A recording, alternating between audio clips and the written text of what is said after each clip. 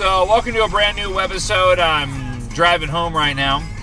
I am excited to say that we are working on a new version of the Webisode. One that will not involve me in my car or in my office.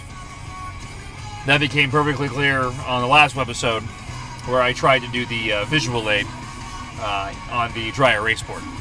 So I have an idea, and we're working on bringing that idea to reality. So hopefully soon we'll have a brand new version of the Webisode for you. In the meantime, you get me driving home in my car. So everything seems to be coming to a head right now. Slowly, but it's coming to a head.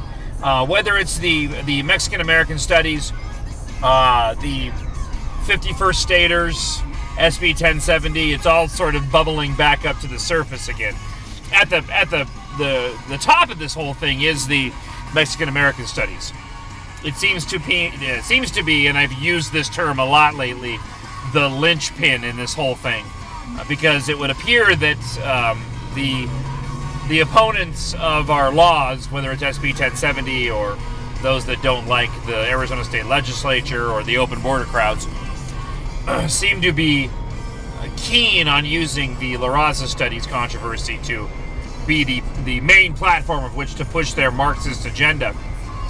Interesting, though, I was listening to the news just a little while ago, and they had protesters up in Phoenix who were protesting Huppenthal and the decision that's going to come down in terms of the Mexican-American Studies audit. And somebody was quoted as saying, well, we're going to hold him responsible for his decision. Why is it the media can't ask, well, what do you mean by that? What's keeping an average news crew from asking, well, okay, if he comes down harsh on Mexican-American studies and finds wrongdoing in some way, shape, or form, however that would be, and you're going to hold him responsible, what does that mean? I mean, because they really are, they're vapid threats, right? I mean, it's a threat. We're going to hold you responsible. Well, how? You're going to yell and scream?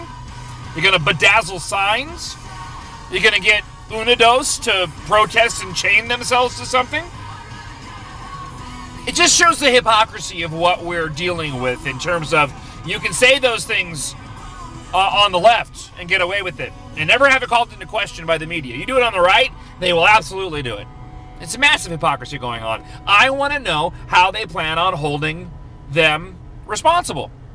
You say you're going to do that, then you need to back it up and say, well, we're going to hold his decision responsible if we don't like it this way. I think the reality is they don't really know how they're going to hold him responsible. They don't really have an answer to that if you asked them. Okay? I mean, the rational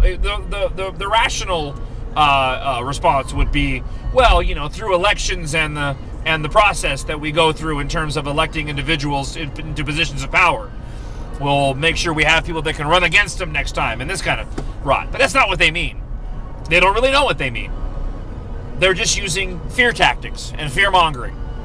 And it's pathetic that the media just doesn't ask a very simple question, which is absolutely legitimate. Well, how do you plan on holding him responsible? Or are you just speaking out your rear and you really don't know how you're going to do that?